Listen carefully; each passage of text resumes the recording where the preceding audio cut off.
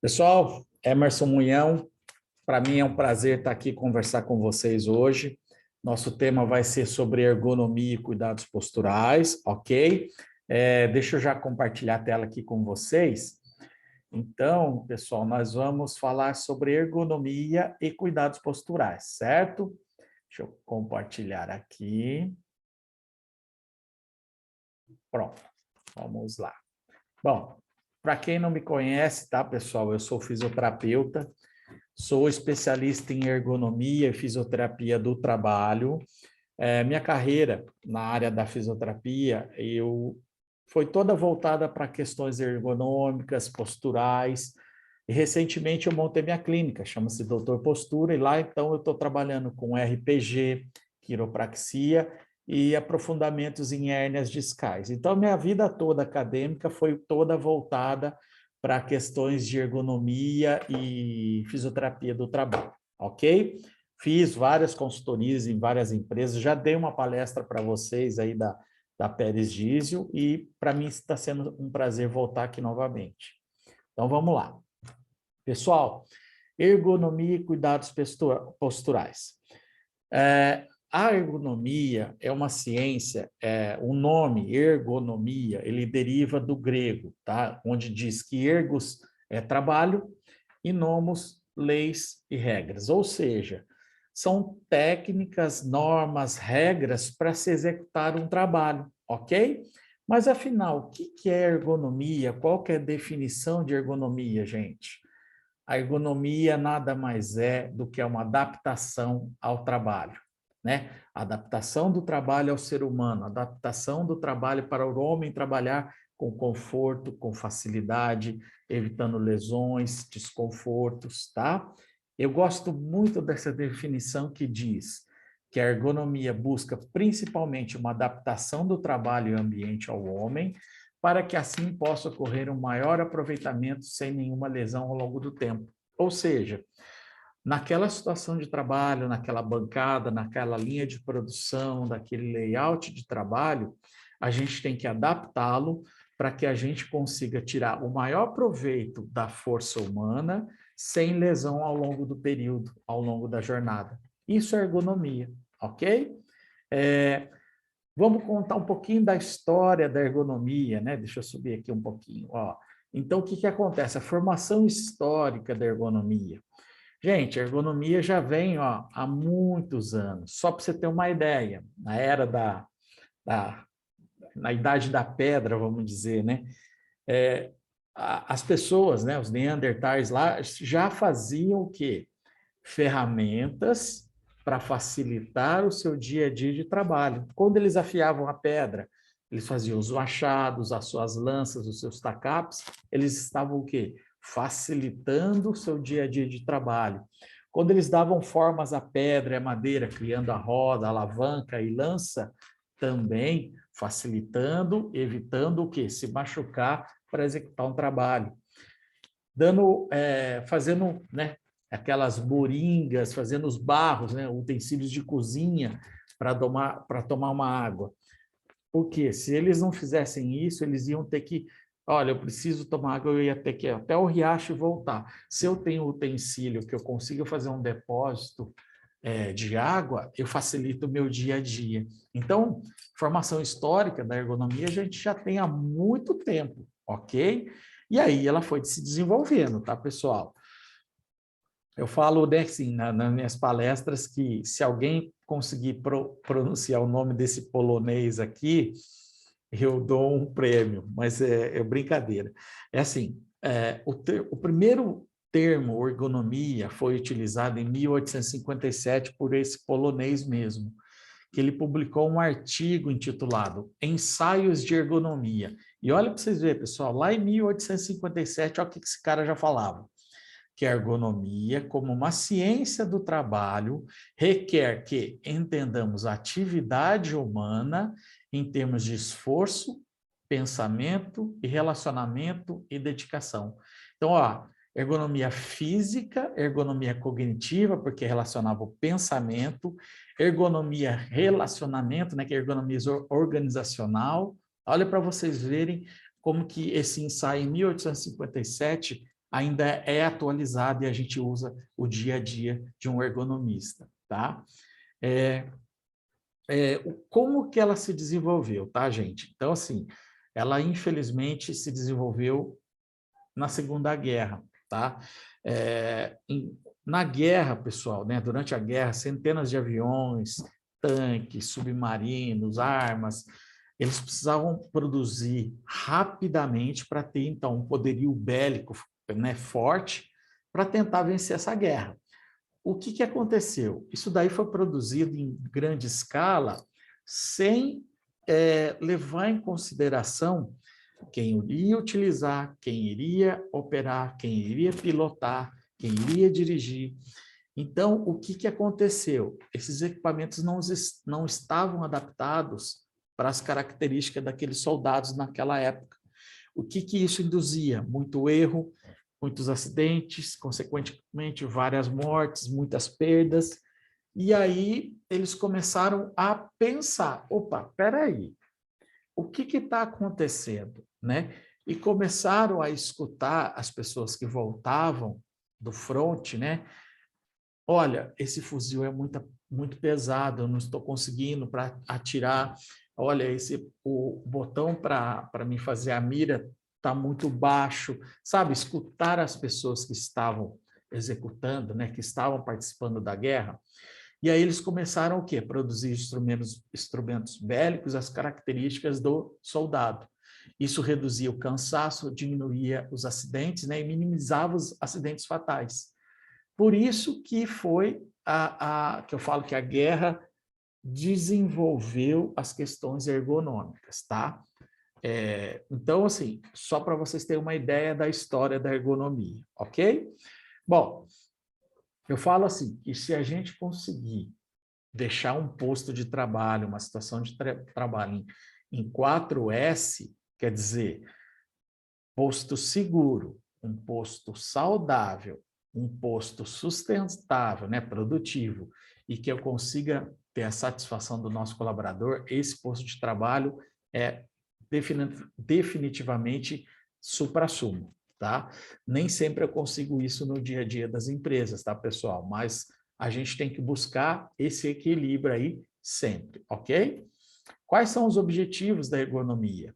A gente tem reduzir doenças ocupacionais, diminuir a fadiga do trabalhador, diminuir as nossas possibilidades de erros, né? Contribuir para a diminuição dos acidentes de trabalho, diminuir os custos operacionais e realmente conseguir tentar aumentar, o conforto do nosso colaborador, do nosso trabalhador. Esses são os objetivos principais da ergonomia, tá? Como que surgiu as associações de ergonomia e como que foi? Então, vamos lá.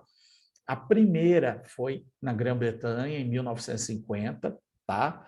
Como uma disciplina. Depois, em 1957, nos Estados Unidos, tá? Uma sociedade de fatores humanos, tá?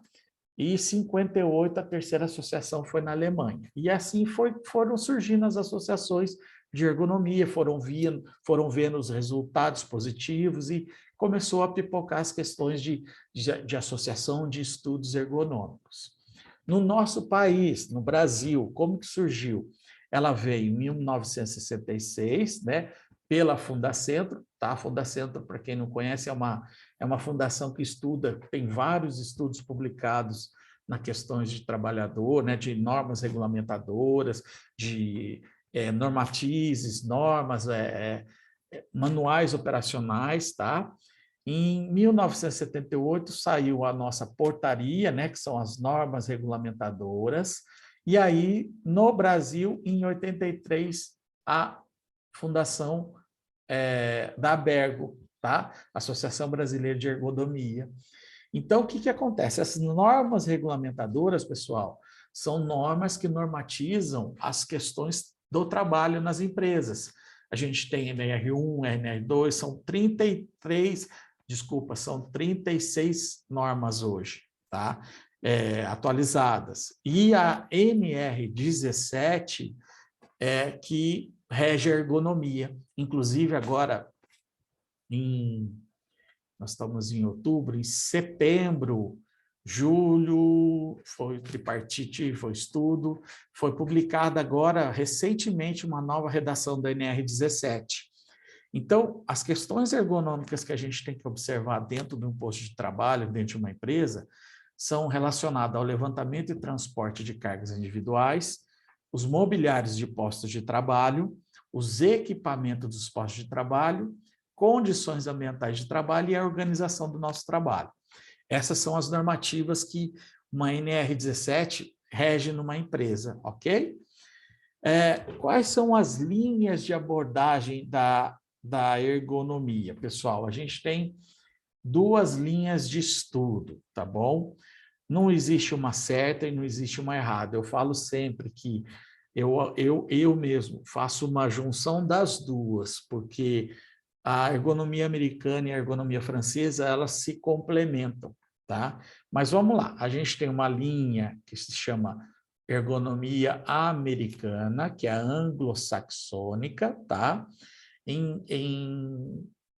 Onde que acontece? O homem, né, assim, o colaborador, ele é considerado como uma peça do sistema, ou seja, ele faz parte daquele posto de trabalho, né? Já a ergonomia francesa, que é a ergonomia francofônica, ela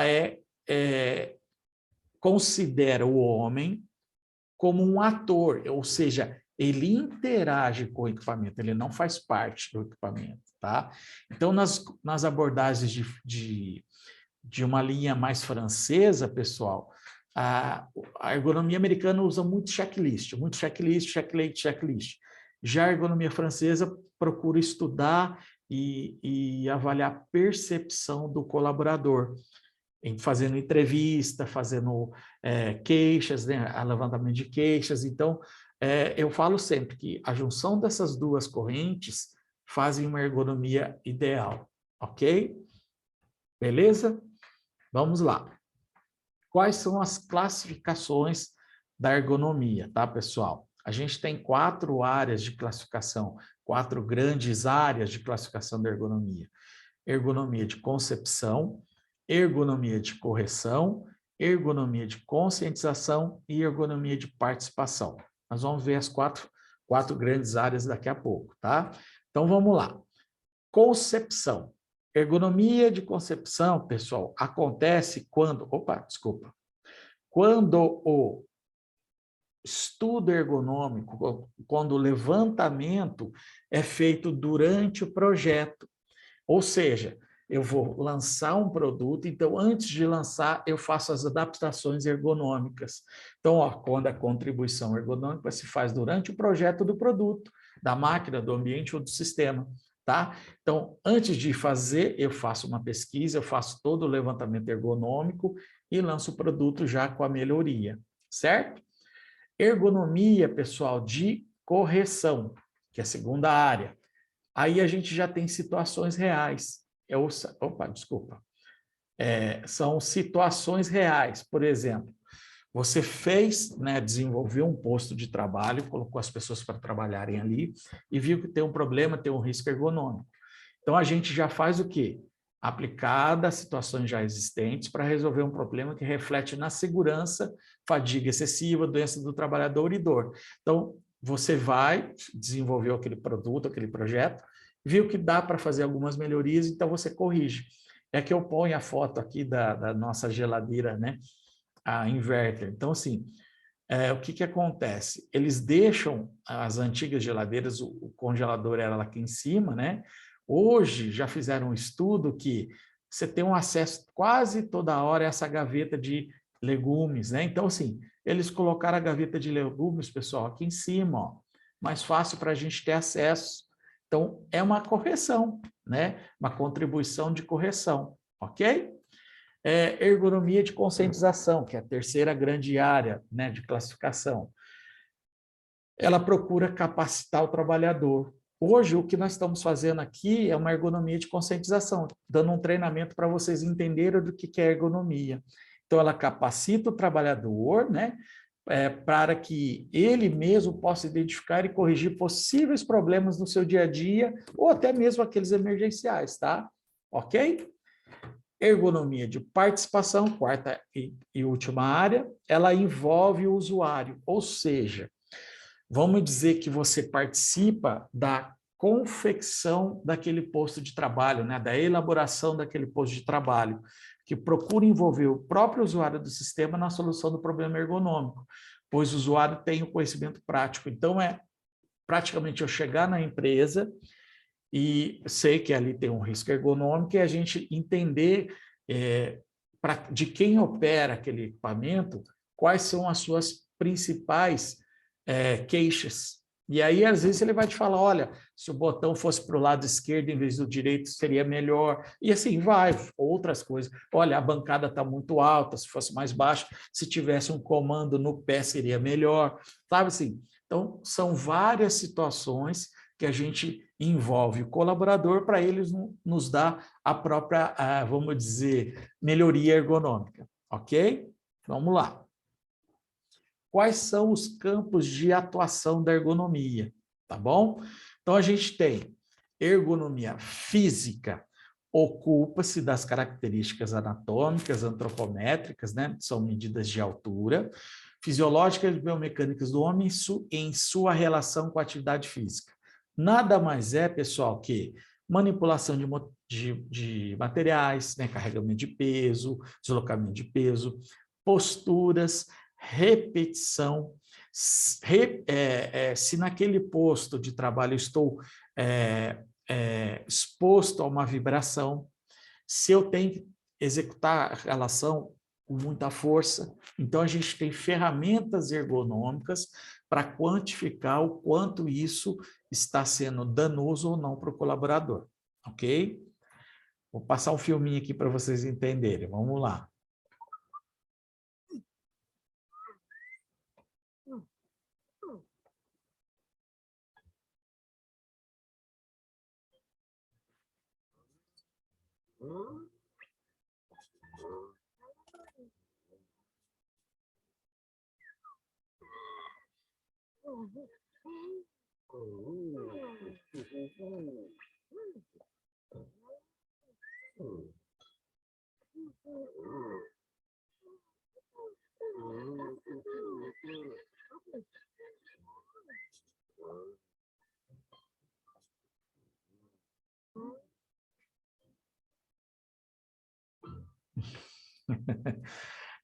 Ergonomia cognitiva, pessoal. Então, assim, a ergonomia cognitiva, a gente vai estudar alguns outros processos.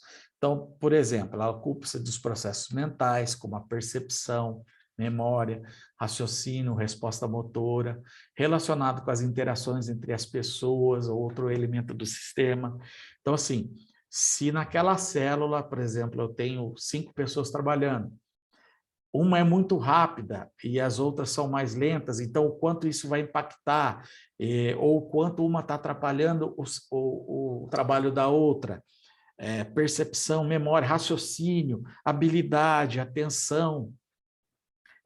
Se eu estou apto a fazer aquele trabalho, se eu tenho habilidade para fazer aquele trabalho, se eu tenho treinamento para aquilo, sabe?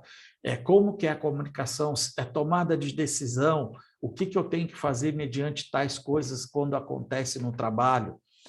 Isso é ergonomia cognitiva, tá bom? Deixa eu passar aqui para vocês mais um filminho, ó.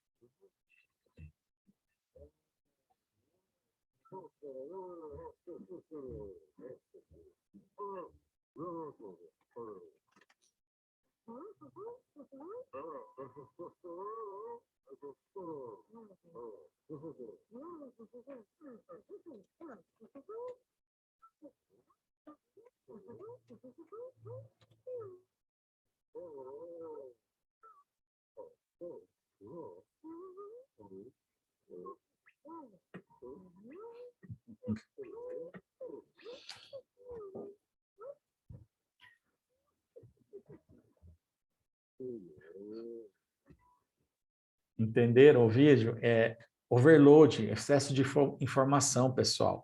Então, assim, isso é muito sério nas empresas. Às vezes as pessoas são, vamos dizer, jogadas naquela situação de trabalho, ainda não tem habilidade, não tem treinamento suficiente para operar. E vocês viram que ainda tinha pressão da meta, né? Ele tinha que cumprir tantas peças no dia.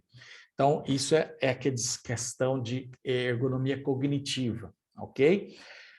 Ergonomia organizacional, pessoal, ela é relacionada com a estrutura organizacional da empresa, política de qualidade, processos, né? Então, assim, como que se são trabalhos em turnos, se existe a satisfação do trabalho, como é a supervisão, se existe aquele supervisor carrasco ou aquele supervisor que chega no trabalho só para desestabilizar os trabalhadores. A gente tem isso na empresa, pessoal.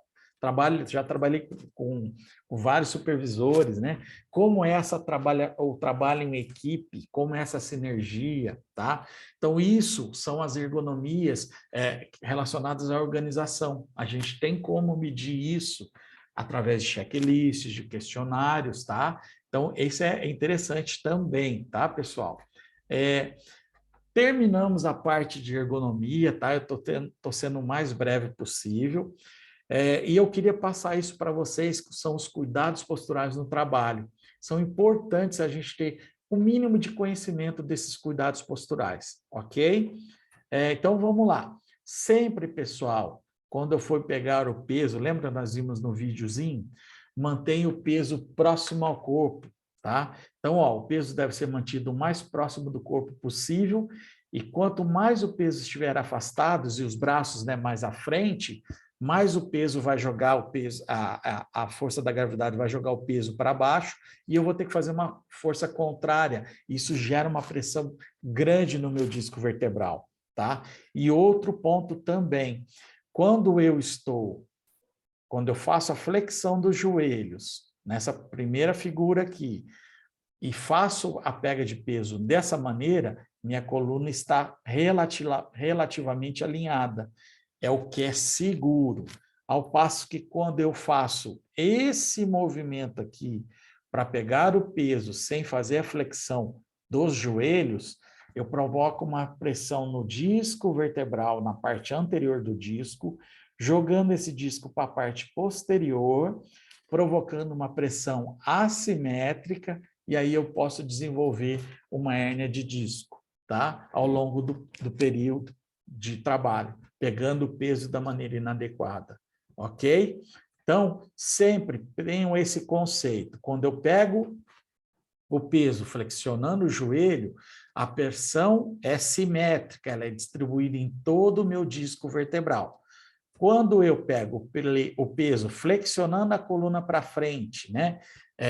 Fazendo aquele, arcando para frente, sem dobrar os joelhos, eu jogo a pressão, em vez de ser simétrica, é uma pressão assimétrica, só na parte anterior do disco, jogando todo o disco para a parte posterior, aumentando o risco de uma herniação discal. Ok? Entenderam? Então, pensem nisso. Sempre, sempre, ó. Evite curvar-se para frente nessa posição aqui. Períodos prolongados com o corpo inclinado devem ser evitados sempre que possível. Parte superior do nosso tronco, pessoal, em média, tá? Pesa 40 quilos. Então, quando eu faço essa flexão para frente, eu vou provocar aquela pressão assimétrica do disco aqui na parte anterior, jogando o disco para trás, pessoal, certo? E ao longo desse período, se ficar muito tempo prolongado, o disco vertebral é como se fosse uma esponja. Quando você aperta esse disco, ele solta alguns líquidos, né? E quando você volta, ele absorve esse líquido, desculpa. Só que em períodos prolongados de muita flexão anterior, o líquido que eu perdi, a hora que eu voltei, se eu fiquei muito tempo, ele é absorvido com deficiência e o disco começa a desidratar, ok? Então, não façam muito esses movimentos de curvar para frente. Outro ponto importante, evite flexionar a cabeça para frente. Nossa cabeça, pessoal, em média, pesa de 4 a 5 quilos. Então, cada vez, eu vou ficar de lateral aqui. Cada vez que você faz essa flexão aqui, assim, ó, abaixando muito o pescoço, você tem uma pressão muito grande do disco vertebral cervical. E aí você vai ter dores cervicais, dores no pescoço, aumentar o índice de chance de você ter uma lesão que se chama hérnia de disco cervical, tá? Então, postura neutra do pescoço, pessoal. Evite fazer essa figura vermelhinha aqui, ó, essa cabeça vermelha, ó. 60 graus de inclinação representa uma força de quase 27 quilos no meu disco vertebral. Ao passo que se eu estou nessa figurinha azul clara aqui, ó, 0 grau de inclinação, a minha cabeça está fazendo um peso de pressão no meu disco de aproximadamente 6 quilos. Olha para vocês verem, praticamente quase quintuplica a pressão, né? Quase quintuplica mesmo, quase 5 vezes mais, certo? Evite torções de tronco, rodar em torções. Nossa coluna não foi feita para isso. Rode em bloco, ou seja, vire em bloco, tá? E evitar as inclinações laterais, que é o mesmo processo para quase tudo na coluna, pessoal. Eu preciso evitar as pressões assimétricas. O que é uma pressão assimétrica? Quando eu exerço uma pressão apenas de um lado, o conteúdo do meu disco vertebral vai todo para o outro. Ele é distribuído sem simetria. Ao passo que se eu estou em posição neutra, toda a pressão, ela é o quê? Ela é distribuída no meu disco vertebral uniformemente. E isso evita as lesões, ok? Pessoal, espero que eu pude contribuir com vocês. Não sei se eu fui muito rápido. É diferente a gente fazer uma palestra assim para online, né? Mas assim, eu gosto muito do contato com as pessoas, tá? Mas espero que eu pude contribuir com vocês, tá? Vou deixar aqui um convite para vocês participarem, se quiserem. Acessem o meu canal no YouTube, né, o canal da Dr. Postura, inscreva-se lá nesse canal, que lá sempre eu estou postando dicas de ergonomia, de hérnia de disco, de exercício. Para mim será um grande prazer também contribuir para a coluna de vocês, né, para a saúde da coluna de vocês. Se inscrevam, divulgue, fala para os seus amigos se inscreverem. Isso é um canal gratuito para distribuição de conteúdo de qualidade de vida, tá bom? Queria deixar aqui para vocês uma mensagem, né, que faça com amor e seja melhor naquilo que você faz, tá bom? Muito obrigado pelo convite. Deixa eu só parar de compartilhar a tela aqui. Muito obrigado pelo esse convite. Desejo para vocês, da Pérez Diesel, muita qualidade de vida, né, que seja um ano de 2022 melhor para todos. E espero encontrá-los uma vez mais presencialmente, tá bom? Grande abraço, obrigado pelo convite. Tchau.